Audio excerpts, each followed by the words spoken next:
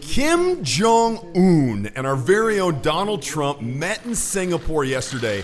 And the interesting thing about this meeting, besides the fact that it took so long to come together, was both of these guys consider themselves very alpha. They want to be the big leader in the room, the one leading the other person. So it was going to be a really interesting kind of clash of frames, and it didn't let down. We got a little bit of video that they made available to the public, and I'm gonna go through it and dissect the little social maneuvers that they did so you can do three things. Number one, understand what happened. Number two, use these in your own life when the situation is right. And number three, understand them so people don't use these social tactics against you without you knowing what's going on. Now, when they walked out, I wish I could find the clip. I saw it a day ago, but I wasn't able to find it today. Before they met for the first handshake, they were walking down this like 150-yard hallway. They were each coming from their respective sides, from opposite sides.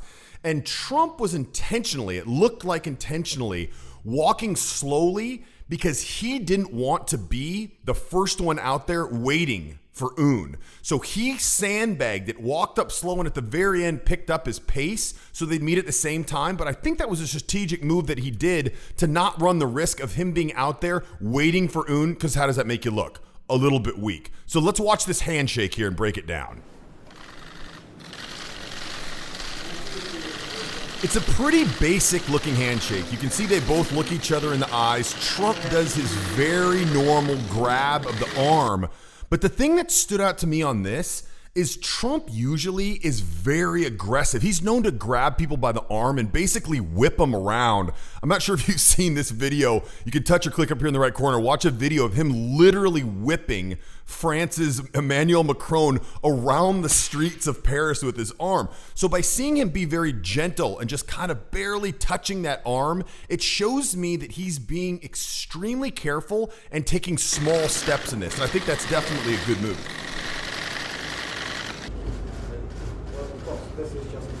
Okay, that's the first time that Un has a little body contact. So he does the exact same thing to Trump, patting him on the shoulder. I'm not sure if that was very calculated. I'm guessing it was. He didn't want Trump to basically, all those little touches, they kind of add up. And if you're the only person doing it, even though you maybe think in your head, oh, it's no big deal, he's just lightly touching him, that adds up psychologically to the other person who's getting touched continually. You feel like you're kind of being pushed around. But number two, to all the cameras and everyone watching, the person leading is usually the person touching.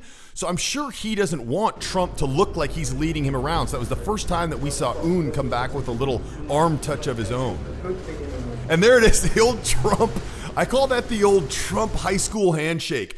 He acts like he's in a high school locker room and he's really excited, and he gets this kind of fun, aggressive look on his face and puts his hand out almost like, you know, your team just won the Super Bowl. You're putting your hand out. I guess it'd probably be a bit more animated than that. But something good happened to both of you together. He has that emotion behind it when he goes for that handshake. And the reason he does that is because that creates more of a rapport. If you just put your handshake out with a deadpan expression on your face, it's not going to resonate. We know that when there's emotion behind something, it means more both to you and the other person. Your brain remembers it more, as does the other person. So when he does that little look on his face and puts some energy behind it, you can see Kim here. He gets that energy. He gets a smile on his face, and Trump likes to do that. I think that's a nice move.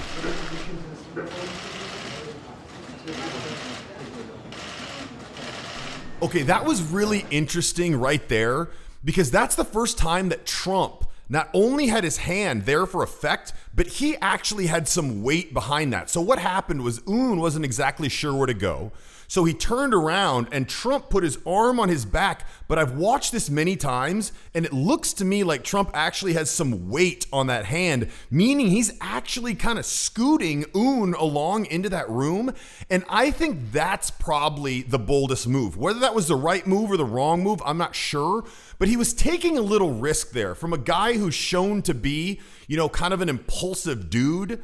To do something like that where he's actually kind of pushing him along, even though the gesture is nice. I wouldn't be surprised if a guy like that is hypersensitive to things like that. Clearly nothing bad happened, so I guess you could argue it was a good move because it definitely showed leadership and it showed dominance, but I was kind of surprised when I saw that move when he actually kind of shoved him along. They never stop. Now there Trump says they never stop. He was talking about the cameras, right? And there he was trying to create some rapport by saying, Kim Un-'s getting pictures taken of him all the time too. And so it's almost like two celebrities saying, oh God, the paparazzi never stops. But unfortunately, I don't know if he forgot or if the translator was out of the shot, but it doesn't look like that landed too well on Un. When you hear a breakdown like that, what pops in your head? A lot of people think, man, that's way over the top. That's a really detailed analysis. I'd like to just be able to understand what's going on around me socially when I'm at a restaurant or at the workplace. I don't always understand why people react to me in a certain way or how to get a good response. And if that's where your head's at right now, I'd encourage you to touch or click up here in the right corner. I'm going to get you a free social invincibility checklist. It's going to go through 5 things that's going to really get you up to speed socially. It's going to enable you to really see and understand what's going on around you. If you follow me on Instagram, awesome. If you don't, go to Charisma Matrix. I'm going to be putting out a ton of content on Instagram, so I'd encourage you to join me there. Also, if you have any questions for me, post them below the most recent post. I'm going to start doing some Q&A videos as well. If you haven't subscribed, what are you doing? Subscribe to the Charisma Matrix. Click right here. And by the way, if you haven't seen that video of Trump dragging Emmanuel Macron around the streets of France, highly suggest you click here to check that out. I'll talk to you soon.